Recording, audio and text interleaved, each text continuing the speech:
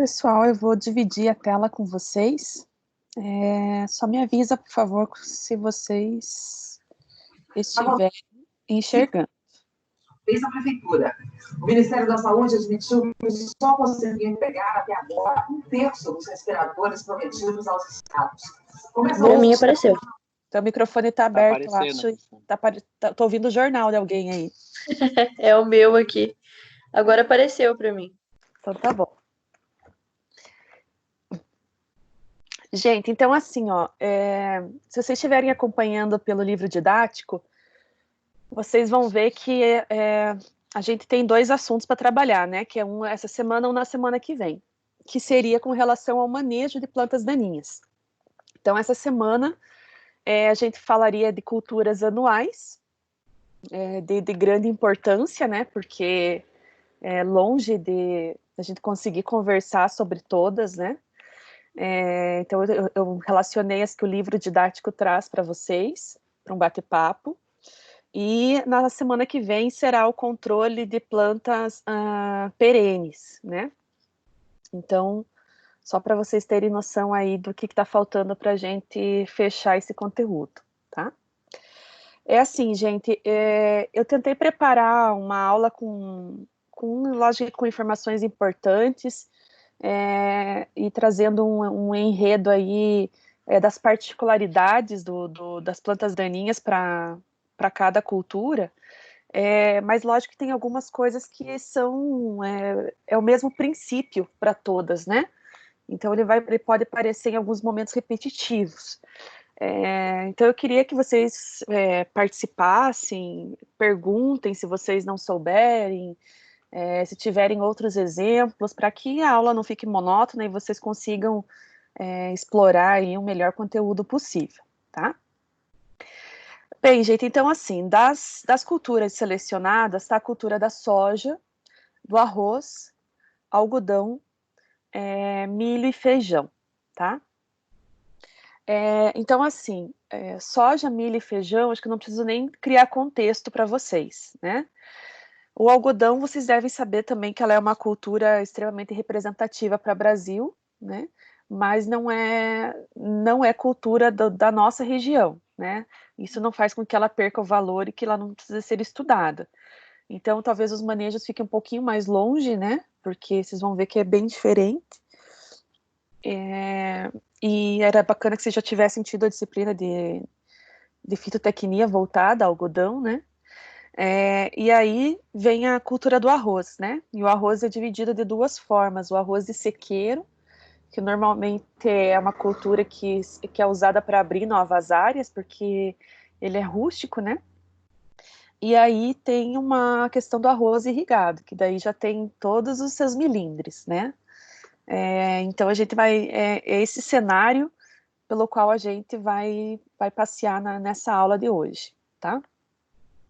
Então, a primeira cultura que vai nortear o nosso bate-papo é a soja, né? Vocês vão perceber, gente, no decorrer dessa apresentação, que alguns slides vocês já viram, porque eu já peguei essas informações e trouxe lá para frente para gerar contexto quando a gente estava aprendendo biologia, definições de plantas daninhas, tá? E aqui eu trago agora sitiada cultura a cultura, tá? Então, assim, com relação à cultura da soja, o que é a relação de manejo com planta daninha? Vocês têm que lembrar, gente, que planta daninha vai estar competindo por água, luz e nutriente, tá? E espaço, né? Porque ela vai crescer na parte aérea e ela vai ter um crescimento radicular que pode aí brigar com outras plantas que estejam em volta, né? Então, isso seria um caso de interferência direta. E essa relação vai valer para soja, vai valer para trigo, feijão, milho, enfim, para todas as culturas, né? E também tem a ver com a qualidade final de produto, né? Porque se vocês baixarem lá o livro do Ministério da Agricultura, que eu falei para vocês, que é o RAS, né? Que é Regras de Análise de Sementes, vocês vão perceber que na análise de um lote de uma semente, você tem um limite de infestantes e quais são proibidas e quais são as toleradas, né? A gente já falou disso em aula também. Então, a questão de plantas daninhas no momento da colheita da soja, você estaria perdendo aí qualidade de produto, né? E a interferência indireta é que as plantas daninhas que fiquem na propriedade durante o manejo da cultura, elas podem ser hospedeiras de plantas daninhas, né? Pode ser uma fonte de hospedeiro de patógenos, né? Planta daninha ela já é. Então aí ela pode ficar como, vamos dizer assim, uma guardiã, um estoque aí de pragas e doenças que podem estar recontaminando a lavoura, né? E aí, se elas permanecerem na área no momento da colheita, aí elas podem causar, dependendo do tipo da planta daninha, até o embuchamento de uma máquina, enfim, é complicado, né?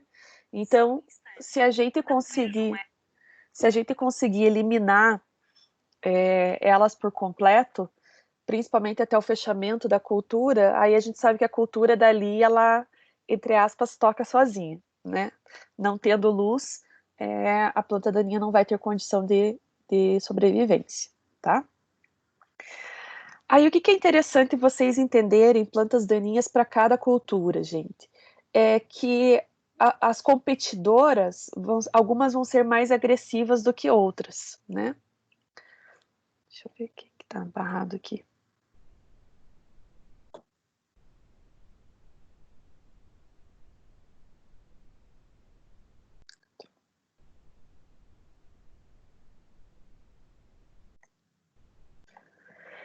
Algumas vão ser mais competidoras que outras, né? Então, por isso que eu trago alguns destaques. Não quer dizer que essas são as únicas plantas daninhas dessas culturas, longe disso, tá?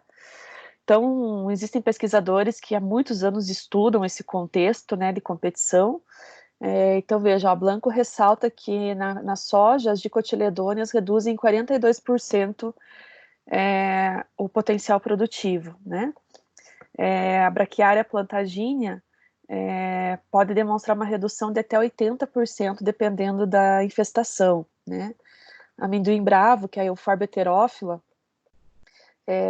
em densidades que variam aí de até 10 ou de 61 a 70 indivíduos, de 0 a 10 são os centímetros do solo, tá? E se nesses primeiros 10 centímetros tiver de 61 a 70 indivíduos por metro quadrado, podem proporcionar uma redução aí de até 40% na produtividade, né? Olha aí o Euphorbia heterófila aparecendo de novo, né, no estudo de Caran. Então, percebam, gente, que dependendo da quantidade de planta daninha por metro, elas podem realmente comprometer e muito a produção, né? E a gente já sabe por quê. Porque elas vão estar comendo o adubo da planta, elas vão estar bebendo a água da planta e vão estar usando a luz da planta, né? Então, é uma planta competindo com outra planta. Então, as reduções são drásticas mesmo, né? Então, os fatores que vão estar aí relacionados com o grau de interferência, ele faz menção a quais as espécies, a densidade delas, como que elas estão distribuídas, né? Estão amplamente distribuídas na propriedade, se elas estão mais concentradas em algum lugar. E aí também a questão da maior rusticidade ou sensibilidade das cultivares, né? O espaçamento entre elas, a densidade. Então, assim, quanto mais espalhada tiver, né, quanto maior for o espaçamento, mais tempo vai levar para aquela linha fechar e tirar as condições básicas de desenvolvimento de novas plantas daninhas, né? E também a gente sabe que tem a ver com a época e duração desse convívio, né? Desse convívio aí tóxico.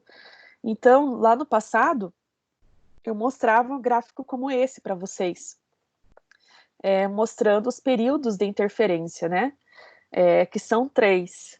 Então, tem o período anterior à interferência, que é aquele onde a planta daninha ainda não está exercendo seus efeitos, né?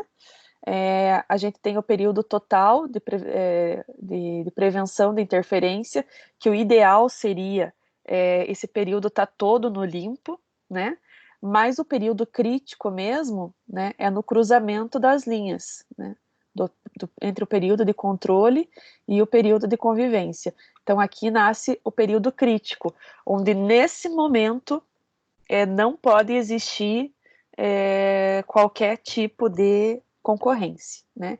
Se ocorrer, a planta vai estar perdendo, a cultura vai estar perdendo.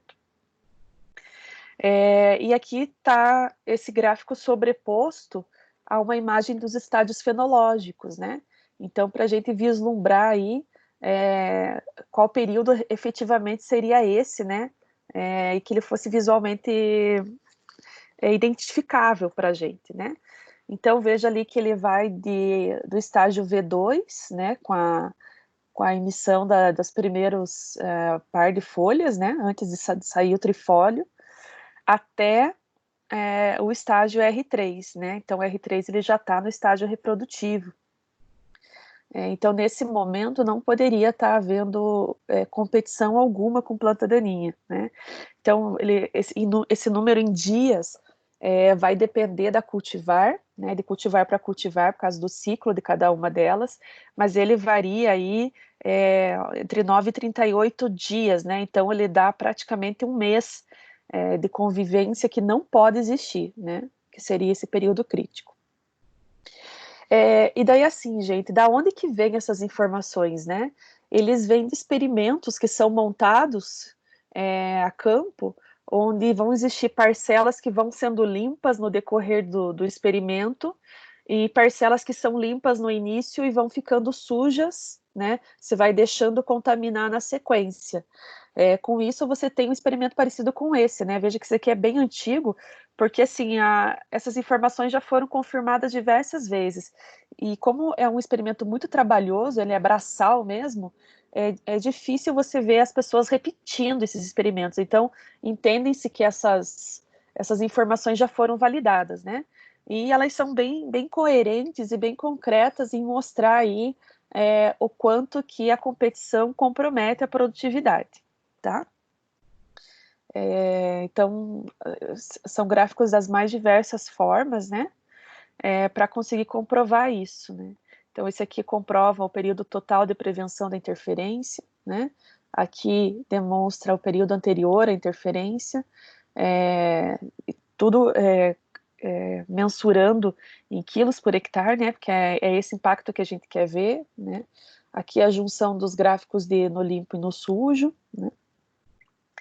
E aí, gente, começa a entrar, então, as questões voltadas ao manejo, né? A gente vai falar sobre várias técnicas, mas, basicamente, acaba ficando a cargo dos herbicidas fazer o controle final, né? Então, quando nenhuma outra prática que a gente conhece funcionou, o que a gente pode fazer? Mas vamos pensar o seguinte, gente, que para chegar na solução de herbicidas, a gente já tem que ter conhecido o histórico da área, você tem que ter já selecionado a semente e a densidade dessa semente, né?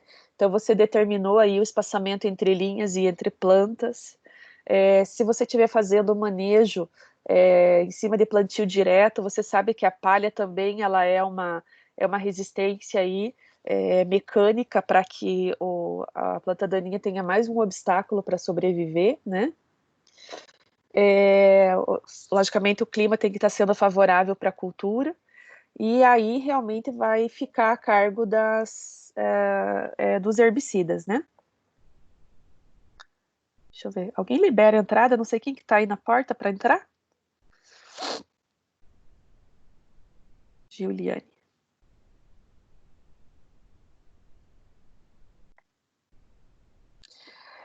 Aí, gente, o que acontece, né? A gente teve aí praticamente um mês só conversando sobre características de herbicidas, e vocês viram todos os pormenores químicos, inclusive, né, do estudo da molécula, até mecanismos de ação. Então, eu acho que vocês já desenvolveram aí uma massa cinzenta para entender que vocês precisam sempre fazer a melhor escolha de acordo com a área, né? Então, nessa aula de hoje, eu trouxe alguns encartes aí, tirado dos sites de grandes multinacionais, né? Para que vocês vejam o que elas chamam de posicionamento, né? Então é lógico, gente, né, nós estamos olhando aqui o encarte da Syngenta. Você não vai ver produto de outra empresa aqui, né? Porque eles desenvolvem um portfólio para que o agricultor compre só deles, né? Isso é a lógica de qualquer empresa, mas não é a lógica de nós como agrônomos, né? Perdão. Então, você precisa encontrar sempre a melhor ferramenta, né? Mas, por que eu estou trazendo essa informação para vocês? Além de promover essa discussão, é bacana que vocês verifiquem o posicionamento dos herbicidas, né? Então, se vocês prestarem atenção aqui, né, no posicionamento de herbicidas da Syngenta, eles colocam ZAP aqui na frente, né? Aí eles dão a opção de fazer gramoxil e dual, porque são herbicidas de espectro menor, né? Então eles são mais focados aí em folhas estreitas ou folhas largas. Aí vem a indicação de ZAP-QI de novo e o final com o reglone, né? Para fazer aí uma dessecação. Então, o que é importante também saber, gente? Se diante desse quadro, você fez opção por alguma semente que tenha alguma biotecnologia voltada aí à resistência de herbicidas, né? Então, essa anotação que ele está fazendo aqui. Senão, é lógico que você vai acabar dessecando a cultura como um todo. Então, você precisa prestar muita atenção nessa condição antes de estabelecer o teu roteiro aí, o teu calendário, o teu planejamento no uso de herbicidas, tá? Bem, indo para milho, né? Então, veja que essas imagens aqui vocês já perceberam lá atrás. Então, ela mostra aí como que eram as opções, né, para uso de herbicida na cultura do milho, em função dos maquinários que a gente tinha na época, né? Que ele tinha um limite de até um número determinado de folhas que a gente podia controlar a planta daninha, porque depois disso a máquina não se passasse sobre a lavoura ia promover acamamento ou quebrar como de planta, né? Então você tinha essa limitação. Hoje a gente já não tem mais a limitação dessa máquina, né? Existem opções, mas enfim, a ideia sobre o período crítico da cultura continua valendo, né? Então eu trouxe aqui as informações para vocês também com relação ao período anterior à interferência, aí para milho, né? O período total de prevenção de interferência e, por fim, aí a determinação do período crítico, né? Então, que dependendo aí do ciclo do milho escolhido, ele vai aqui por volta de 20 até 50 dias. Então, também aí é um período estimado de 30 dias, onde não pode haver qualquer tipo de interferência, tá? Quem são as principais invasoras aí da cultura do milho, gente?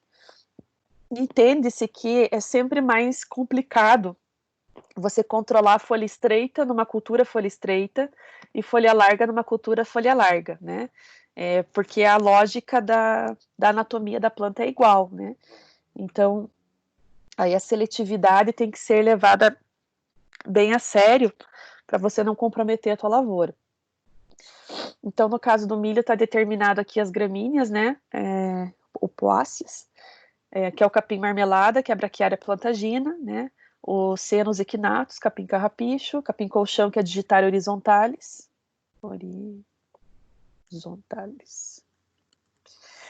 O capim pé de galinha, Leusine indica, né? Então essas são as principais, não quer dizer nunca que são as únicas, né? Aí com relação às ciperáceas, tem um problema grave com tiririca, né, que é cíperos rotundos. Então vocês sabem que um problema de controle da tiririca é que ela produz estruturas de crescimento dentro do solo, né, que a gente chama vulgarmente das batatinhas da tiririca. Então, se você arrancar aquilo fica, ela vai continuar rebrotando ali, né? Então, ela é uma planta daninha que tem o controle mais complicado de ser feito. E aí, entre as folhas largas, está o picão preto, né? A bidens pilosa, a trapoeraba, comelínea, o caruru, que é o amaranthus, e a corda de viola, que é a hipomeia, né? E plantas daninhas como a corda de viola, que elas tem o hábito de crescimento de se enrolando na planta, né? Essas são as que podem causar maiores problemas aí com embuchamento de colhedeira, tá? Aí assim, Professora, gente... Oi. se a gente tem, por exemplo, um problema numa lavoura cheia de ervas, assim, de folhas finas, daí a gente usa milho RR para poder controlar? Ou você vai buscar um herbicida que seja seletivo ao milho. Entendi, mesmo assim, que Que, pega só aquelas ervas daninhas, daí. Isso, e daí vai ter bastante a ver, Johnny, com a época, com o estágio da planta daninha, entendeu? Você tem que controlar ela num estágio bem novinho para que ele consiga matar a planta daninha e não causar fitotoxicidade na cultura. Entendi. Obrigado, professor. Imagina. Tá? Aí, para a gente falar, então, de manejo integrado no milho, gente, o milho, assim como qualquer outra cultura, não tem receita pronta. Cada lavoura vai ser uma lavoura, né? Então, assim, quando a gente fica doente e vai no médico, né? Ele vai ter que analisar cada paciente para determinar o remédio. Pode até ser que por muitas vezes a gente use o mesmo remédio, que poderia ser, por exemplo, o mesmo controle herbicida. Mas a gente tem que olhar o histórico da área, o banco de sementes, né? A distribuição dessas sementes, entender se a gente está usando plantio direto, enfim, juntar todas as informações técnicas possíveis para que a gente faça o melhor desempenho possível a campo, né? Então, nunca vai existir receita pronta e nunca, entre aspas, uma receita serve para outra lavoura, né? Ela pode ajudar, ela pode nortear, mas você precisa analisar isso para saber o que você pode trazer para a tua propriedade, tá? Então, esse mapeamento aí da área, ele é fundamental, né? Conhecer a biologia da planta daninha, saber se ela é perene, se ela é anual, porque vocês já aprenderam lá no comecinho que a gente deveria eliminar as plantas daninhas antes do florescimento delas, né? Para não deixá-las sementearem na área, para não aumentar o banco de sementes. Então, você precisa entender o ciclo daquela planta, né? Entender essas relações de interferência, né? Que ali qual que é o período crítico, aonde que não pode haver realmente essa competição, e tá fazendo um monitoramento mesmo dessa área, né? Então, aqui eu trouxe algumas imagens para vocês, tá? Para que vocês tenham essa noção, né? Então, aqui, por exemplo, tudo é braquiária plantadinha, mas aqui é o estágio onde a gente deveria reconhecer a braquiária, tá? Quando alguém olha a braquiária nesse estágio, todo mundo sabe o que é, né? Até nos aplicativos e nos livros fica mais fácil de você relacionar, porque você vai ver o tipo do crescimento, a cor da folha, a espessura, enfim, são características que você consegue evidenciar de uma maneira mais fácil, né? E esses estádios aqui chamados de pós-precoce ou pós-normal, que é logo depois da emergência, normalmente são onde os herbicidas agem melhor, né? Então, por isso que é importante você conhecer para saber se aquele produto que você está usando tem controle sobre essa planta daninha, né? Vai ter o registro dessa planta daninha na bula.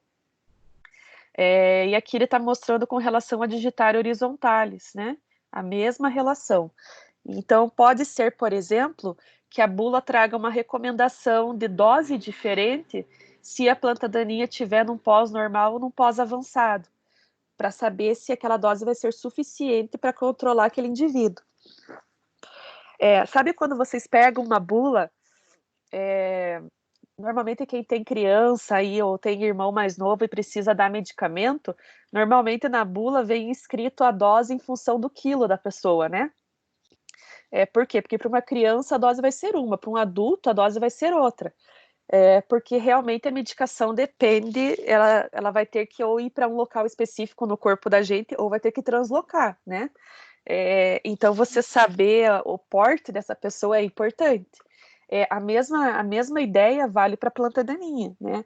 Não tem por que você usar uma dose gigante em cima de uma planta que com uma dose menor você conseguiria aí efetivar controle. Então, é bem importante que vocês tenham essa noção, né? Que a dose pode ser diferente. Na bula pode aparecer de meio litro a 1 litro, ou de meio litro a 750 ml. Então, vocês entenderem aí que essa variação também pode ser em função do estádio, né? Daí, avançando aqui, ele traz aqui uma opção aí em função dos estádios fenológicos, né? Do impacto de você fazer o controle naquele momento. Então, veja que aqui da emergência, até o limite anterior a 5 folhas totalmente expandidas, seria uma fase ideal de controle, né? É o momento onde as plantas de milho ainda não fecharam, fica fácil de você identificar as plantas daninhas na área, tanto nas entrelinhas quanto nas entreplantas, né? E que você faça um controle mais efetivo, que o milho também não vá estar sendo um obstáculo para o herbicida chegar na planta daninha, né? A partir de 5 folhas, gente, vai haver interferência drástica na produção, né? E de 8 em diante, então, aumenta, e aí pode causar problemas aí associado à colheita, né? Que a gente já comentou. Esse aqui é um experimento como aquele da soja que eu mostrei para vocês, com o experimento sendo feito dia a dia, né? Para realmente verificar aí esse período ideal de controle e quanto que reduziria por dia, né? Então, nesse experimento aqui, comprovou-se que a cada dia de convivência da planta com o mato, ela perderia 100 quilos, né? Então, só para que vocês tenham noção que isso vem de pesquisa, né?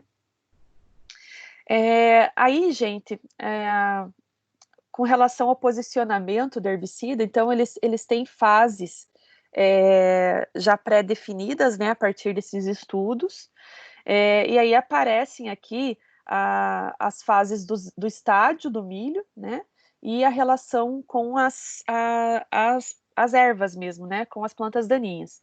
Aqui está um exemplo para vocês, distribuído entre gramíneas, né, então seria entre folhas estreitas e folhas largas, né. E por fim aqui, qual seria o modo de aplicação, tá?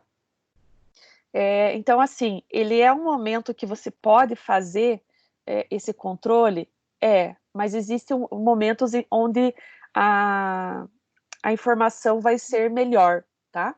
Então, esse gráfico aqui de mato competição, ele, por exemplo, demonstra, a gente já falou dele em outra aula, né? Mas os tipos de manejo diferente e o impacto em sacas, né? Então, lembrando que uma saca aí são 60 quilos, né? Então, o quanto que você vai perdendo, né, em quilos por hectare. Então, se a gente olhar de novo aquela figura, existe aí uma preferência entre as primeiras etapas para você estar fazendo esse controle do que nas últimas, né? Justamente em função disso daqui, que você sabe que você vai estar perdendo mais. E aí perceba, gente, que aqui existe uma indicação aí do tamanho da planta daninha, né? Então, aqui, competindo com o milho de 2 a 4 folhas totalmente expandidas, né? Então, que as gramíneas tenham de 1 a 3 folhas, né? As folhas largas de 4 a 6. Isso é fácil da gente conseguir contar e identificar, né? Veja que aqui, quando o milho está de 3 a 5 folhas, a gramínea já está com perfilhos, né? De 1 a 2 perfilhos. As folhas largas já estão de 6 a 8, então praticamente já dobrou de tamanho, né? Aqui a gente fala de 4 folhas, aqui a gente já está falando de 8. Então, ela já está muito mais competitiva, né? A partir daqui, ó, já está falando de mais de 2 perfilhos, aqui mais de 8 folhas. Então, entenda que a planta daninha vai ficando agressiva e vai ficando mais difícil de ser controlada, tá? E aí, gente, existem diversos trabalhos de plantas daninhas. Aqui eu estou trazendo um do Penkoski e do Podolan, mas assim, a Fundação ABC, ela traz essas informações todos os anos para os agricultores. Podem ver que todo dia de campo que a gente vai lá tem campo demonstrativo de controle de plantas daninhas, né? E tem muita literatura sobre isso também.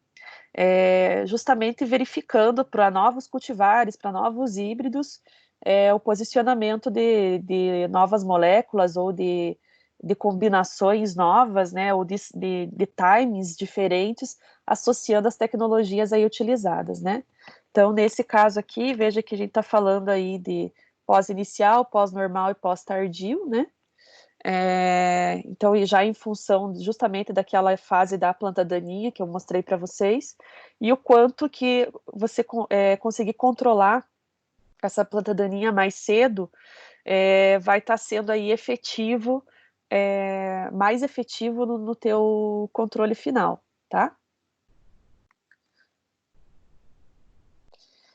Nesse slide que eu vou mostrar para vocês agora, gente, o 28, é uma área lá da Fazenda Escola da UEPG, né, FESCOM, e veja que foi usado o método de gabarito que a gente fez, porém, eles deixaram o gabarito no solo e foram avaliando outras datas também, tá? Então, seria aí uma mescla do que a gente fez com relação ao banco de sementes, né? A questão do banco de sementes é que você poderia ter tirado uma dimensão específica dos primeiros 5 centímetros, os primeiros 10 centímetros.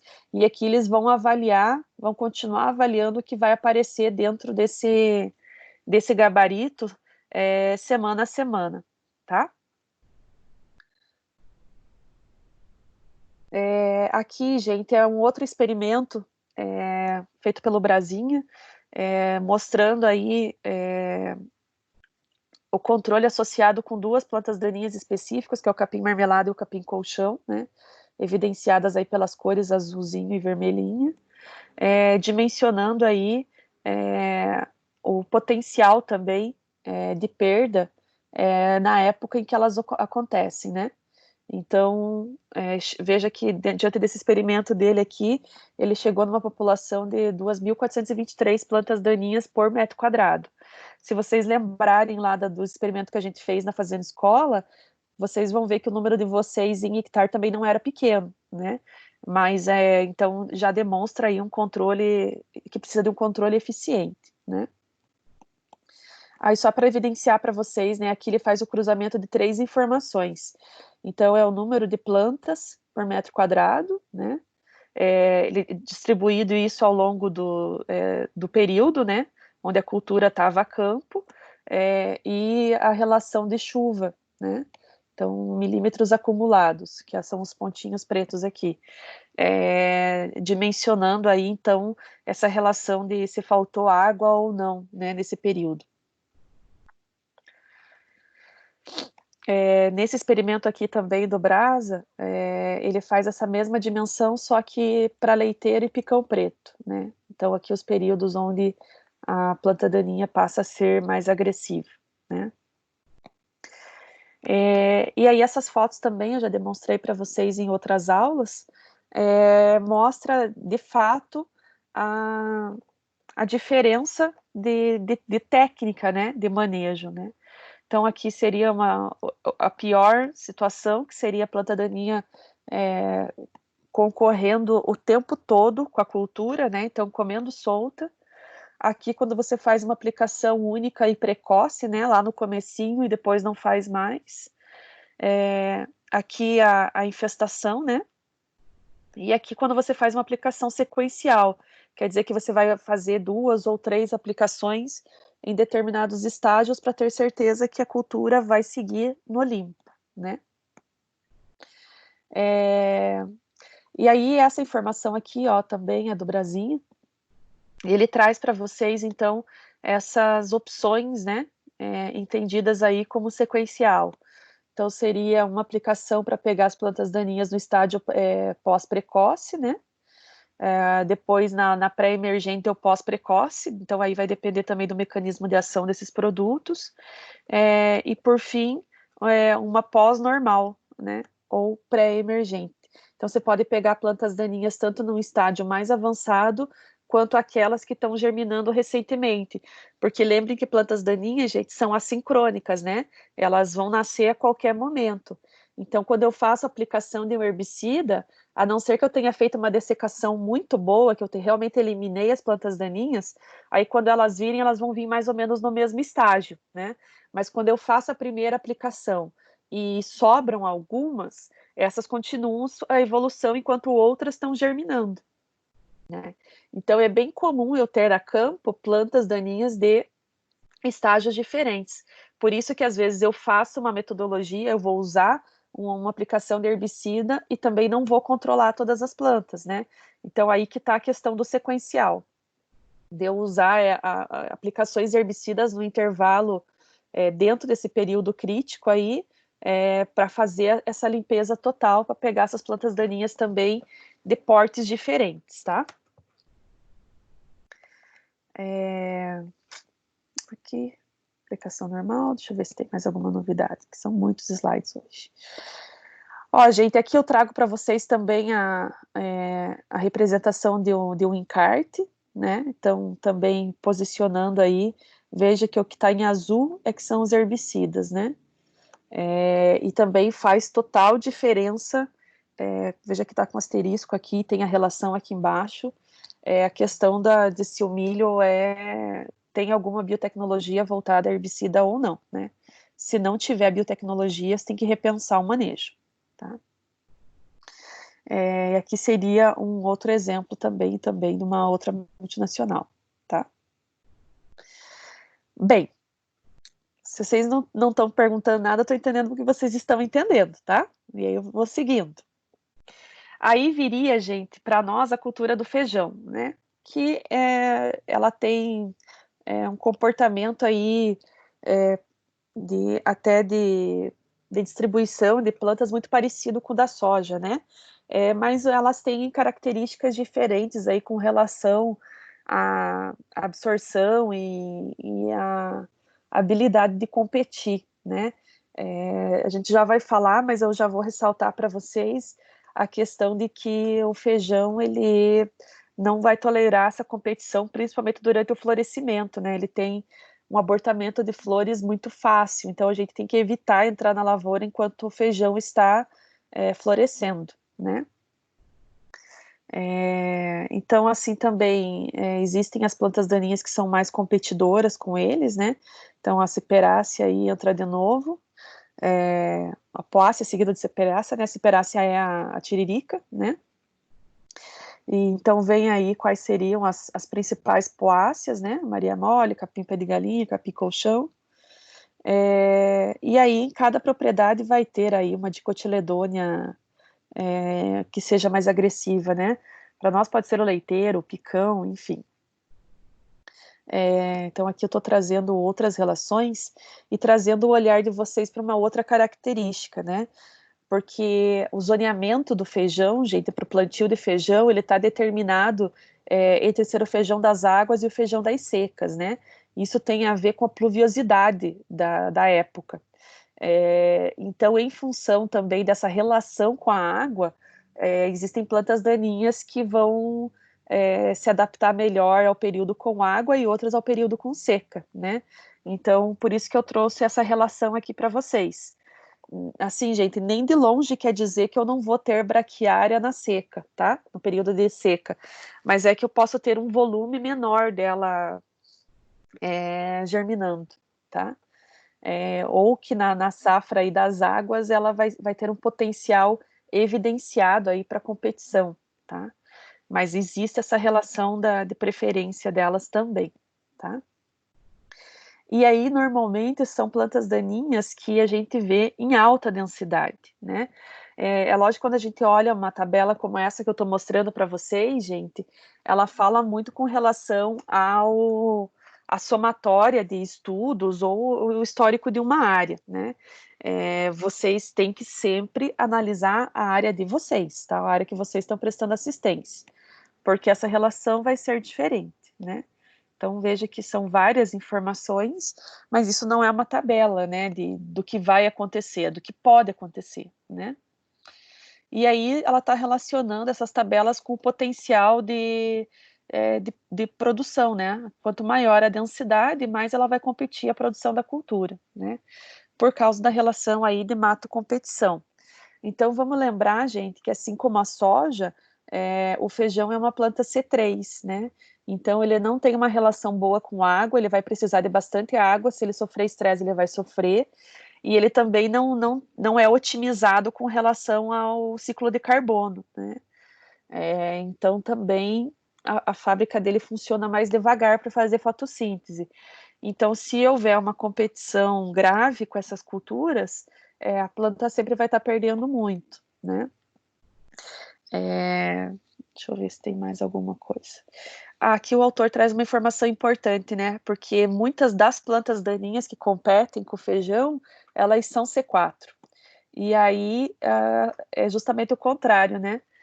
Você está colocando uma Ferrari do lado de um Fusca para competir, né? Por água, por nutriente e por carbono, né? Via fotossíntese. Então, por isso é que elas podem ter um arranque muito mais pesado do que a própria cultura, né? Sem falar que elas já vão estar numa dimensão muito grande, bem distribuída, com sementes nascendo o tempo todo, coisa que a cultura não vai ter, né? A semeadura acontece toda ao mesmo tempo, a germinação, a emergência, os estágios fenológicos, quer dizer, a diferença de planta para planta é muito pequena, enquanto no mato não, vai estar dando condição, vai estar nascendo mato todo dia, né? Deixa eu ver o que mais que tem aqui. Gente, aqui é aquele gráfico de períodos de interferência, né? Só que agora para o feijão. Aqui mostra claramente para vocês, né? O período total aqui de prevenção à interferência, o período anterior e o período crítico, né? Então veja que aqui ele fica aproximadamente entre um pouquinho mais de 15 até um pouquinho mais de 25, né? São os dias mais efetivos nesse experimento aqui.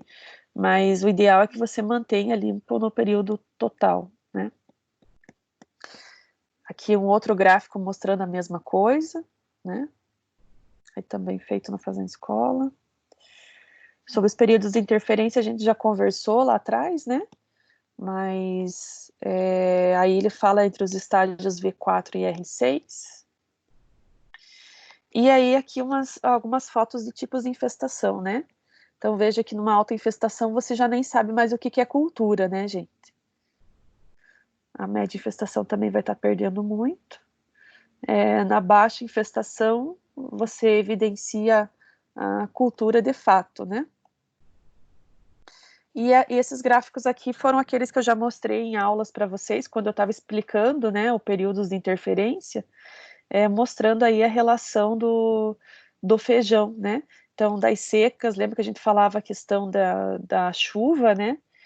No momento do florescimento, aí também provocando abortamento de flores, coisa que a gente já não vê aí no feijão das secas, né?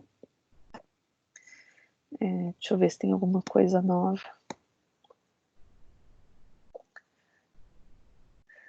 Ele traz aqui a questão do plantio direto, mas a gente já conversou a respeito disso também, né, gente? Então, os benefícios do plantio direto estão voltados aí à prevenção, controle de erosão, atividade microbiana do solo, né? Aumento da matéria orgânica, menor gradiente de temperatura, né? Não oscila tanto a temperatura do solo em função do ambiente, né? Então, ele meio que cria ali uma estufa, uma barreira, né? E a questão da própria reciclagem de nutrientes, né? Já os benefícios para a planta seria que a palhada protege aí contra respingos, da erosão da gota de chuva mesmo, né? Que pode também estar associado com doenças de solo que respinguem na planta.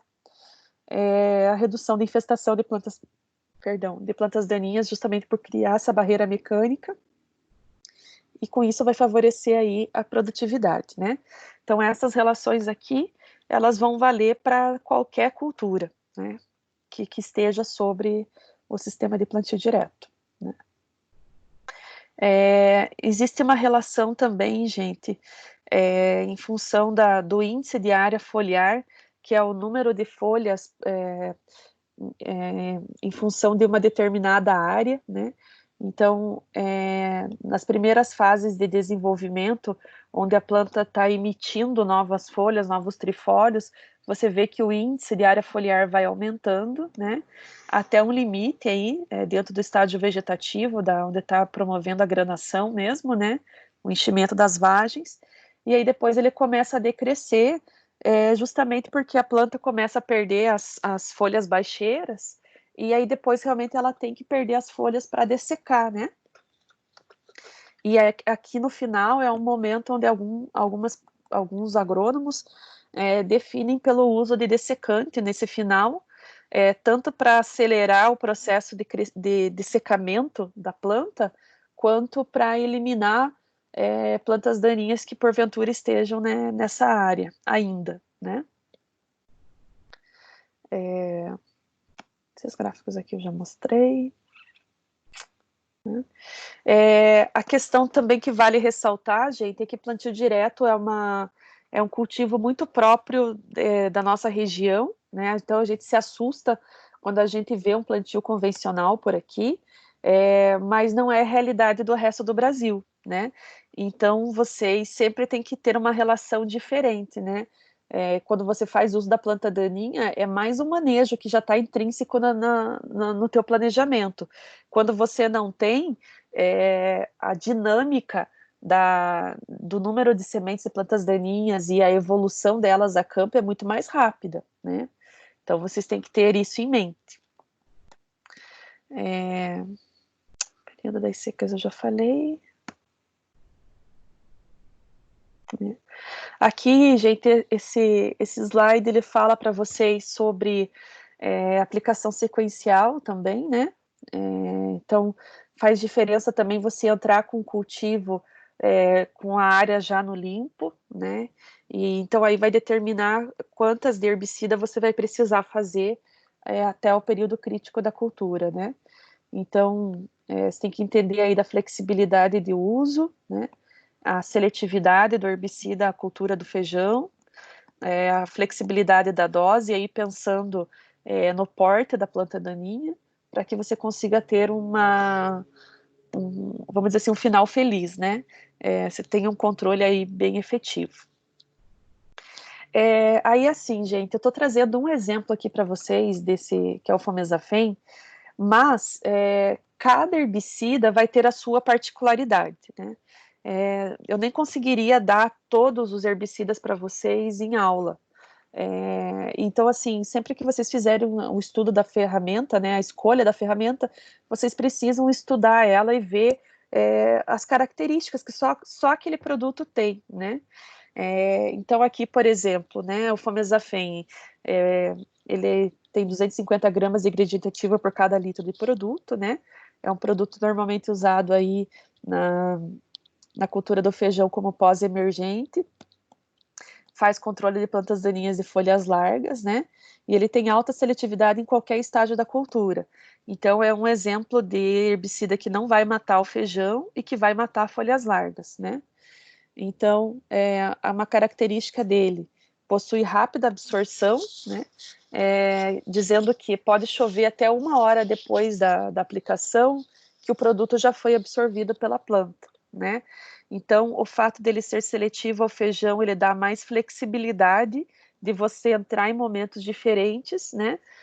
Podendo aí fazer, então, o uso sequencial desse produto, usar ele. A gente sabe que pela rotação do mecanismo de ação não seria o correto, né? Mas como é uma empresa posicionando o seu produto, ela diz que você pode entrar com mais vezes, né? Você pode usar doses mais apropriadas para o estágio da planta daninha e entrar mais de uma vez com esse produto para conseguir ter um controle bastante efetivo, né? Aí eu deixei aqui, gente, a recomendação de uso, esse aqui é para o Fomezafem, tá? Só como exemplo para vocês. Então, aqui é uma relação de plantas daninhas encontradas, né? Nessa área de experimento. O porte dessa planta daninha, né? Então, o estágio dela e qual que seria a dose recomendada, né? Então, verifique que existe uma oscilação de dose tanto em função do tipo de planta daninha quanto do tamanho dela, né? Então, aqui, por exemplo, para leiteiro, poá e etrapoeraba, corda de viola, tem que ser 1 litro por hectare, né? Se for entre o carrapicho, erva quente, joá, maria pretinha e serralha, vai depender do porte da planta para saber se você usa 900 ml ou 1 litro, né? E assim por diante. E você vai ver essa recomendação na bula, tá? Aí uma outra recomendação fala com relação ao uso de adjuvante do tipo espalhante, né? Então a gente já estudou isso também no passado, para ajudar então justamente ela espalhar bem para absorver rápido e de maneira efetiva, né? E aí, características que são bem importantes também, gente. Veja essa daqui, ó. Respeitar intervalos de... Aqui já faz menção ao flex, né? Respeitar intervalos de 150 dias entre a aplicação de flex nos cultivos de feijão irrigado e plantio de sorgo, de milho ou de sorgo, tá? Então, por quê, gente? Porque isso é o período de vida em que o herbicida continua no solo. A gente já estudou isso, né? Então, a gente falou lá no passado do problema de você usar alguns herbicidas que vão ter uma vida longa, né? Uma meia-vida longa no solo, né? E aí isso impediria que você fizesse a semeadura de outras culturas e elas não viessem a germinar por causa do residual do herbicida. Então, aqui eu deixei esse slide aqui para chamar a atenção de vocês nesse sentido, tá? Então faz parte também, além do controle químico, né, ser usado aí o produto certo, na dose certa, no momento certo, questões voltadas aí ao espaçamento das variedades que a gente já comentou, né. Plantio direto já falamos, aplicação sequencial já falamos, efeito residual já falamos, né. Aqui tem alguns exemplos para vocês, depois eu mando essa apresentação, vocês podem guardar aí, caso vocês precisem usar depois, né. Desculpa os errinhos de português aí, gente. Eu vou vendo e vou corrigindo. Olha aqui outro. Beleza, então já conversamos sobre isso. Aqui tem uma tabela de herbicidas recomendados aí para a cultura do feijão, né? Então existe uma relação de mais produtos, né? Tá aqui o nome comercial, a época de aplicação, quais tipos de plantas daninhas e algumas especificidades que cada um desses produtos tem, né? Então veja que informação tem bastante, gente, tá? Deixa eu ver se tem alguma coisa nova. Não. Bacana. Então agora a gente vai caminhar, pessoal, para o manejo do algodão e do arroz, tá? Então, assim, algodão eu manejei muito pouco na minha vida profissional, foi só no momento em que eu trabalhei em Piracicaba, né? Então, essa aula ela foi montada aí com base em revisão de literatura, né? E a do arroz também, né? Eu já vi arroz irrigado, mas eu nunca manejei a cultura, né? Então, também as informações que eu estou trazendo para vocês aí são fundamentadas em pesquisa, tá? Então, aqui eu estou trazendo algumas das principais plantas daninhas que acontecem aí na cultura do algodão, né? Tiririca, de novo, corda de viola, de novo, picão preto, de novo, leiteiro, de novo, né? Trapoeraba, capim carrapicho, né? E aí a gente já sabe que essas plantas, elas vão fazer competição. Uma questão que a gente pouco falou, mas ela é bem evidente também, é a questão de alelopatia, né? Que algumas plantas têm, que elas vão soltar elementos químicos, e esses elementos químicos têm ação herbicida, então eles podem impedir uma determinada planta de germinar.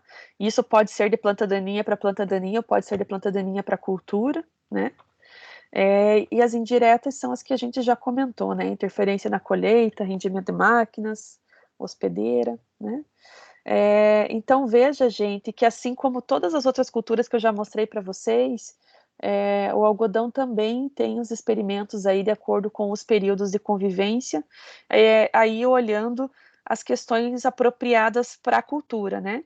Então, a altura da planta, porque é uma planta que você tem que passar redutor de crescimento também, senão você perde o manejo, ela fica muito alta. A antese, né? Então aí a ver com o florescimento, o número de nós na planta, o número de maçãs por planta, e o período aí da abertura dos capulhos, né? E lógico que por fim a produtividade. Então, manejo sugerido aí para a cultura do algodão é fazer uso de sementes certificadas, para que você não plante semente de planta daninha, né? Limpeza de máquinas e equipamentos, evitar o transporte de propágulos, então, realmente são técnicas que a gente já conhece, né?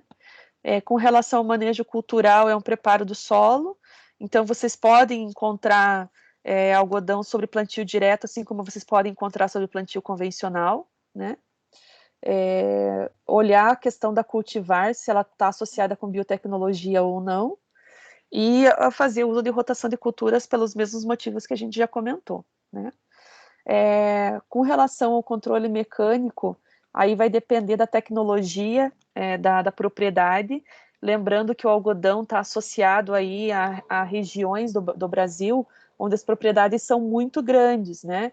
Então, entendendo que o uso desse controle mecânico com arranque, capina e roçadeira, ele, por mais que esteja relatado, é de muito difícil uso, né? Ele fica inviável pelo tamanho das propriedades. E aí vai acabar sobrando mais uma vez para que a grande maioria do controle seja efetivado via controle químico, né? Que ele vai ser mais eficiente, mais prático e você vai ganhar agilidade, né? Aí, assim como em outros manejos, gente, existe o histórico aí de resistência de plantas daninhas a determinados herbicidas, né? E os motivos são exatamente os mesmos, né? É você usar o produto de maneira equivocada, tanto com relação à dose, quanto com fazer uso do mesmo produto repetidas vezes, né? Então, você tem que fazer aí a variação, a alternância, né, de mecanismos de ação, tá? Então, aqui algumas plantas daninhas que já existe relato de resistência, mas são diversas. Aí, se a gente entrar lá no site do FRAC, que a gente já comentou com relação a isso em outra aula, vocês vão ver que tem todo o histórico lá, né? Então, práticas para a gente prevenir a resistência estão envolvidas com rotação de cultura, uso preventivo cultural e mecânico, rotação de herbicidas, né?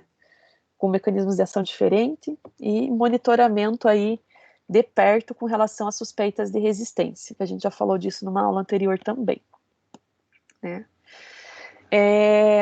E aí, gente, com relação às épocas de plantio da cultura, você determinar como que será feito o controle das plantas daninhas nessa época, né? Aí entendendo sobre a seletividade dos herbicidas à cultura, né? Então, pode ser uma dessecação pré-semeadura, um pré-plantio incorporado, caso o tipo de manejo seja esse, né? Ainda sobra a aplicação em pré-emergência, pós-emergência e pós-emergência em jato dirigido, né? Que é mais difícil, mas não é impossível, tá?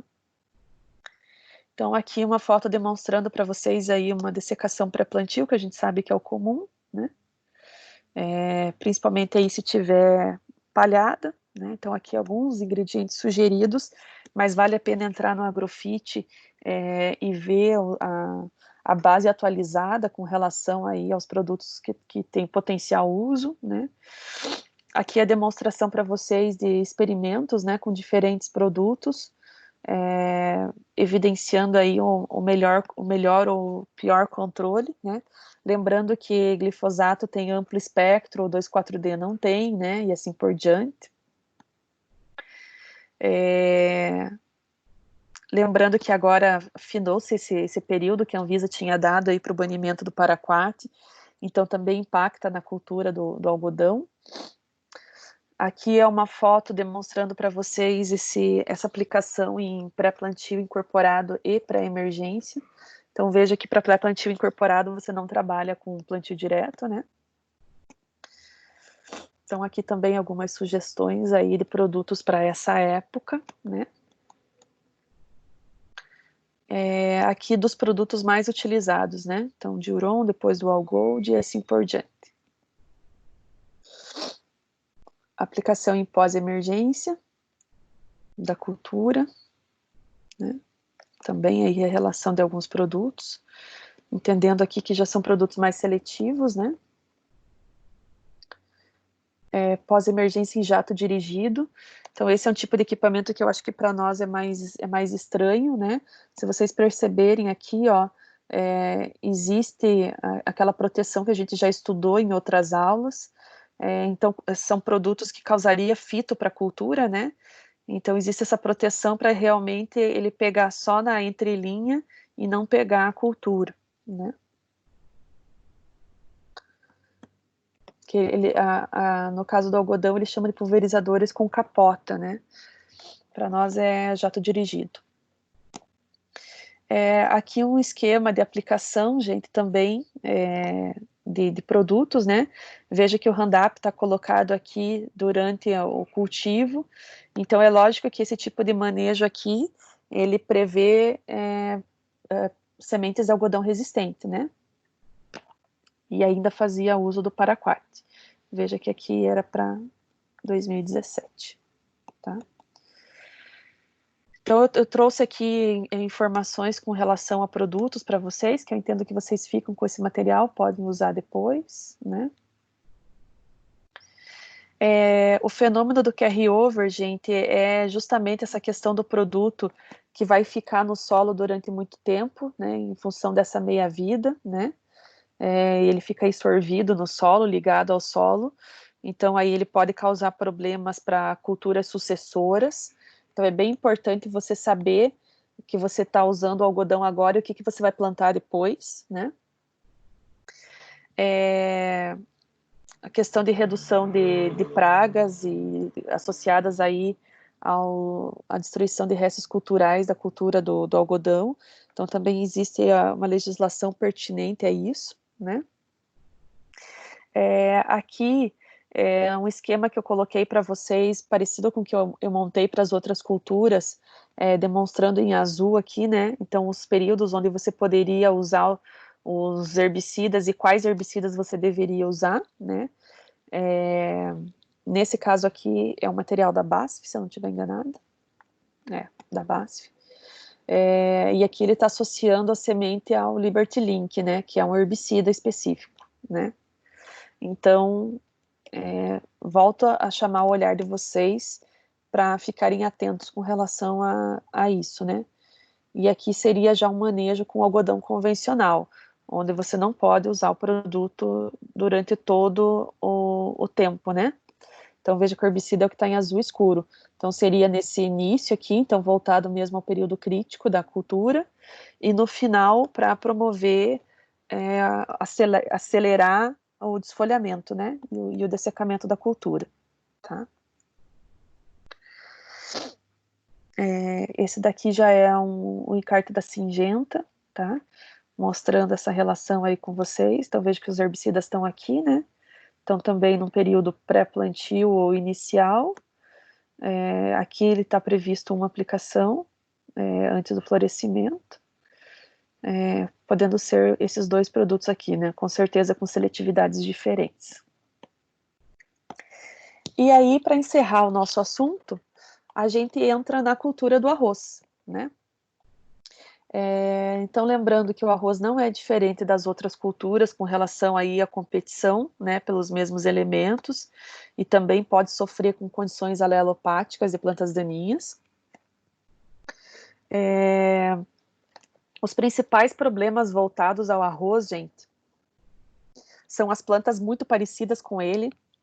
O arroz vermelho é a principal praga, principal planta daninha dessa lavoura, e também tem um arroz chamado de arroz preto, tá? Então, pela proximidade, é muito difícil de ser controlado, tá? Então, ele reduz muito o rendimento da cultura e ele vai atrapalhar no momento da colheita também, tá? A planta de arroz, gente, assim como a gente viu da soja e do feijão, ela é uma planta C3, então ela tem aquelas mesmas dificuldades e desvantagens com relação à competição com plantas daninhas do ciclo C4, né? Então aqui está a relação de consequências de interferência de plantas daninhas com a cultura do arroz. Então percebam que não é diferente do que a gente vinha falando até agora, né? Essa tabela traz para vocês aí os estudos com volta ao período crítico, né, e as principais plantas daninhas acontecendo nesse período. Aqui os gráficos de grau de interferência, né, a gente também já falou sobre isso lá no passado, e aqui ele faz menção ao arroz inundado, né.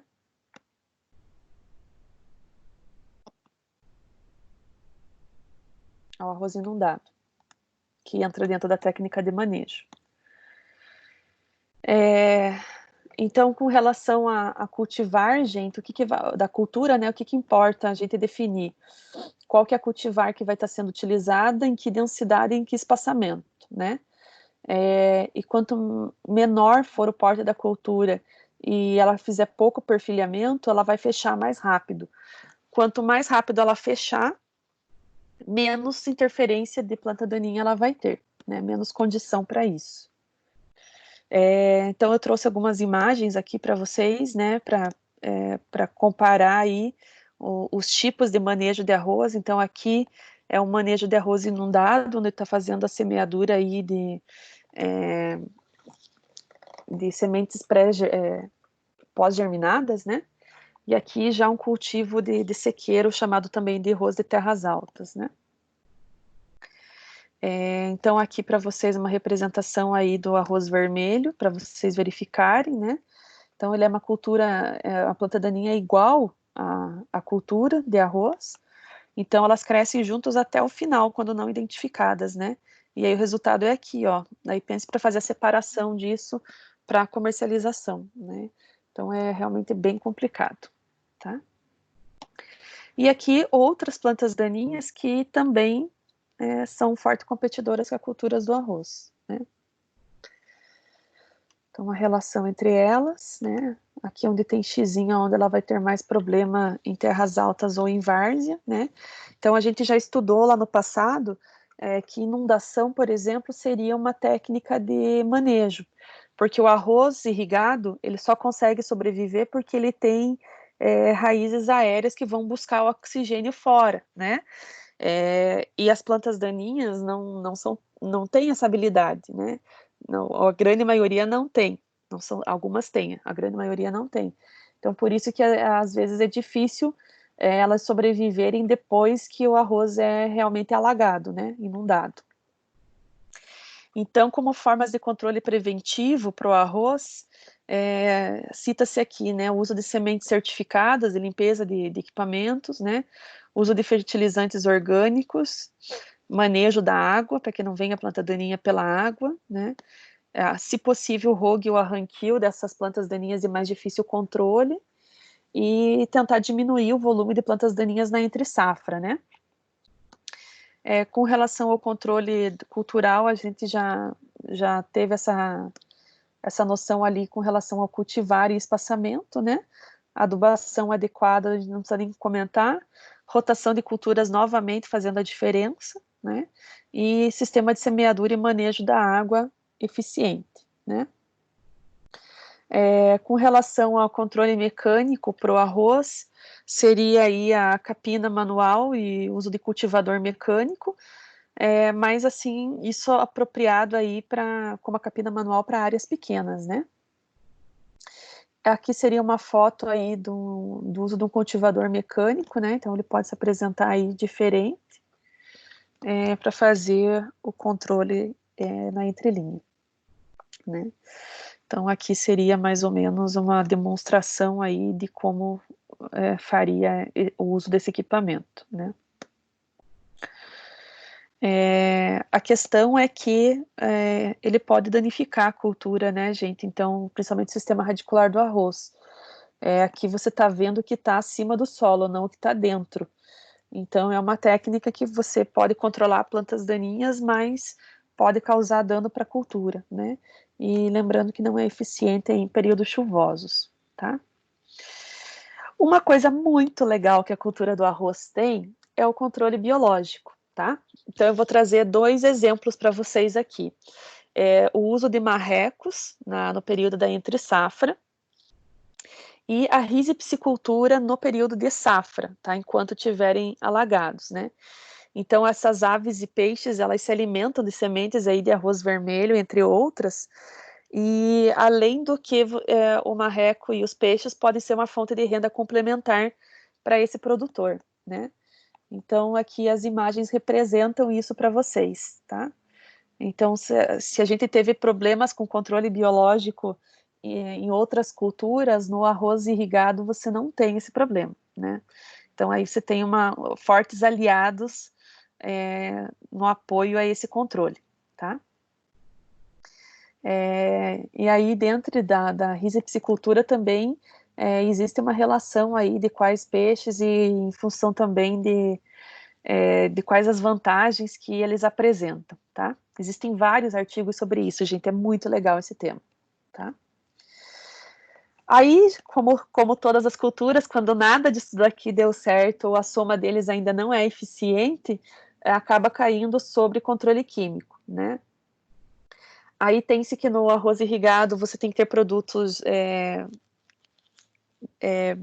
bem posicionados, né? Justamente por causa da presença da água. E aí é uma relação diferente do arroz irrigado para o arroz de sequeiro, né? Então também vai existir momentos definidos, veja que não é diferente do que a gente já viu para outras culturas. O que tem de diferente é a última aqui, que é a pós-emergência depois da inundação, né? Mas eu vou trazer alguns esquemas para vocês, e eu acho que vai ficar mais fácil de vocês tentarem visualizar a cena, né? Então aqui algumas condições aí de ambiente, né? Edafoclimáticas necessárias para que o controle químico seja eficiente, né? Então, aqui um exemplo do controle químico sendo feito em semeadura em solo seco, né? Também não sei se vocês têm essa noção, né, gente? Essa inundação, ela é controlada, né? Então, ela o arroz irrigado, ele não está sobre a água o tempo todo, né? Então, para você fazer a semeadura, por exemplo, você esgota, né? Faz o controle dessa água. Então aqui tem um esquema demonstrando aí para vocês a questão do preparo, né, do uso de herbicidas nas fases iniciais. Então aqui embaixo tem a questão de dias e associados aí a também aplicação de produtos. E aqui ele já está fazendo o dimensionamento para vocês do arroz cultivado, já está seguindo junto com ervas daninhas, né? Como as plantas são muito parecidas, é de difícil realmente visualização e controle, tá? A próxima forma de controle no arroz irrigado seria sobre o sistema de arroz pré-germinado, né? Que aí eles chamam de pré-semeadura em água, como se fosse uma benzedura, né? Então vão existir produtos aí associados a esse momento, porque eles estão associados aí à aplicação já numa lâmina d'água, né? Então, esse esquema aqui, ele tenta representar isso para vocês. Então, o período em que a cultura estaria no seco, né? A semeadura já do arroz pré-germinado, e aí iniciando a saturação, a elevação, a saturação da água, né? Começa a subir o nível, tá? Aí depois vem a terceira opção em pré-emergência em arroz de terras altas. A quarta, arroz irrigado de terras altas, né? Nesse caso aqui do arroz irrigado, né, gente? Percebam que nesse gráfico aqui ele demonstra essa elevação da água aqui, né? E a inundação também, em fases diferentes. Então perceba que essa água vai sendo adicionada, né? Então o nível dessa água vai sendo controlado. Então entender se os produtos utilizados precisam ser nesses estádios iniciais ou se eles podem estar associados aí com a lâmina d'água, tá? Aqui mais um gráfico nesse sentido, tá? Então aqui a relação de alguns produtos que possuem registros para arroz de terras altas, né? E aí existe uma tecnologia, ela já é relativamente antiga, eu já conhecia ela enquanto eu era estudante, né? Então, de moléculas dentro de um sistema de tecnologia chamado Clearfield, tá? Então, ele é um tipo de tecnologia associada a herbicidas, né? Mas a ALS, não a glifosato, e PSPS. Então, também está associado a você poder fazer o uso de determinado herbicida que controle a planta daninha. Por exemplo, assim, esse caso que a gente está falando do arroz vermelho, né? Se você usa a semente de arroz com a tecnologia Clearfield, você pode passar um herbicida que mataria normalmente o arroz, não vai matar porque ele tem a tecnologia e vai matar o arroz vermelho, né? Então, é uma tecnologia interessante aí também para a cultura, tá? E aqui algumas moléculas aí utilizadas aí para arroz inundado. Aqueles gráficos que eu mostro para vocês, né, dos momentos estratégicos para você entrar fazendo o controle, né? Aqui ele está fazendo já dimensionamento da sugestão de alguns produtos, tá?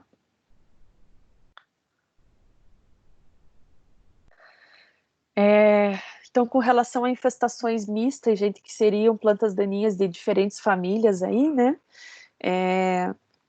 Recomenda-se o controle em pós-emergência, né, em estágios bem iniciais, e pode ser que pulverizações precisem acontecer separadas, né? Em função da seletividade, para não dar fitotoxicidade na cultura, e para ter um manejo eficiente, né? Então, você escolhe a cultura entre as monodicotiledôneas, qual que está mais intensa, e faz ela primeiro, e na sequência faz a próxima, tá? Aqui é um exemplo uma legenda de produtos da BASF, né? Dentro dessa tecnologia Clearfield, para fazer o controle de plantas daninhas, né? Então, aqui está representando para vocês aí essa lâmina d'água, né? Então, produtos que você pode fazer uso e que a cultura do arroz não sentiria tanto, tá? Bem, gente, foi uma maratona de slides, mas eu acho que ela esboça bem essa questão que a gente vem comentando nas aulas, só que agora vocês conseguiram ter um olhar voltado para cada cultura, né? Então, eu queria deixar aberto a perguntas, a considerações, o que vocês têm alguma coisa a dizer? Tudo tranquilo, professora, para mim. A questão, eu estava vendo lá, professora, que eu fiz o estágio lá do feijão, né, no IAPAR. Uhum. O feijão realmente é muito, como eu falo assim, qualquer erva daninha que tenha prejudica bastante a cultura, sabe? Ele é muito sensível. E o pior erva daninha pro feijão, assim, atualmente é o leiteiro, sabe? E o trapoeraba também. As duas Eu ia que mais perguntar qual que é mais prejudicam. suscetível a essas plantas assim, daninhas. Qual que é mais, que leva mais, digamos, mais prejuízo? Na verdade, vai ser a que tiver maior população na tua área, Luan. Né? Assim, tem plantas daninhas que são de mais difícil controle, que é o caso, por exemplo, da tiririca, ou de qualquer planta daninha que ela faça reprodução vegetativa dentro do solo, né? Essas são as mais difíceis de serem controladas, de maneira geral. Daí uma segunda regra que a gente tem é que sempre vai ser mais difícil controlar a folha larga em plantas, em culturas de folha larga, né? E também folhas estreitas em culturas de folha estreita. Então, no milho é mais difícil controlar as que são folhas estreitas. Na soja, no feijão, no algodão, vai ser as de folha larga, né? Porque são anatomicamente muito parecidas. Então, esse controle sempre vai ser mais complicado. E aí você tem que prestar atenção na seletividade do produto, né? Mas, assim, a pior planta daninha é a que vai estar na tua propriedade. Então, assim, existe histórico, porque, por exemplo, assim, por que fala-se tanto no leiteiro, no amendoim bravo? Porque foram plantas daninhas que foram ficando na propriedade em função de erros de manejo e já apresentaram resistência a muitos herbicidas, né? Então, aonde elas aparecem, elas acabam sendo problema. Entendi. Entendeu? Mas, assim, Uhum. não existe uma grande vilã. Você vai ter que sempre fazer análise da tua propriedade. Sim, a Né? tiririca você fala porque também ela é fácil de espalhar, né? Pelos Digamos, tubérculos, né? Pelos rizomas. sim, entendi. Ela é fácil de espalhar e difícil de controlar. Né? Então, é bem complicado. Então, assim, gente, para fazer, vamos dizer assim, um fechamento desse assunto, o que eu gostaria de frisar com vocês? Plantio direto, sempre que puder usar, né? A relação de fazer, quando você precisar fazer uso de produtos incorporados, que você preste atenção aí à volatização e fotodegradação. E aí entendendo que não vai ser em plantio direto, vai ter que ser plantio convencional, né? Entender que fazer o que a gente chama de manejo outonal que seria um manejo na entre-safra da principal cultura, é primordial para você promover a taxa de decréscimo do banco de sementes de plantas daninhas, né?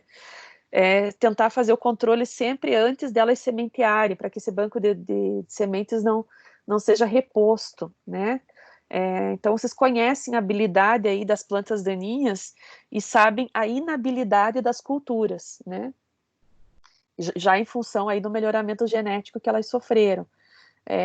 Então, assim, vocês sabem quais são as áreas, os momentos mais críticos das culturas, então tentar não deixar que esse convívio aconteça, né, para que não entre em choque e o produtor não saia perdendo no final, né, e consequentemente a gente, porque o salário de vocês normalmente vai ser baseado em função da produção do agricultor, né.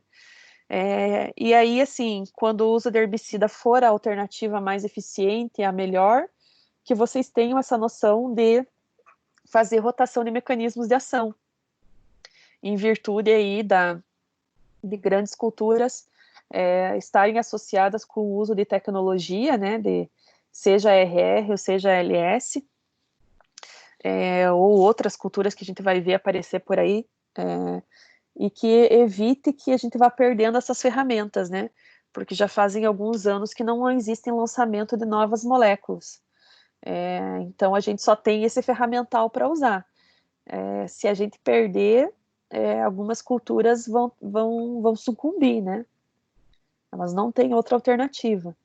Não tem como eu entrar em mais de 1.000 hectares capinando, né? Seria aonde que eu vou achar profissionais para isso hoje, né? Por mais que a pessoa quisesse pagar por isso, que sairia muito caro, né? Aumentaria muito o custo de produção, e, consequentemente, todos os produtos dessa escala vão aumentar de preço também, né? Então, assim, a gente teria que voltar à idade da pedra por não ter feito um uso correto aí das ferramentas que a gente tem à disposição, né? Então, o manejo integrado dessas culturas seria você saber usar, né, fazer um bem bolado aí de produtos voltados, de usar o máximo de produtos, de ferramentas possíveis, né, para evitar usar um número muito grande de herbicidas, né. E aí? Aí, professora, eu tenho uma pergunta. Assim, como cada herbicida tem lá, né, sua época de aplicação, sua quantidade, né, seja que tipo de planta daninha ou a cultura que está inserida ali, né? Mas existe também aquelas aplicações que eles fazem para nutriente das plantas, né? Para nutrir as plantas.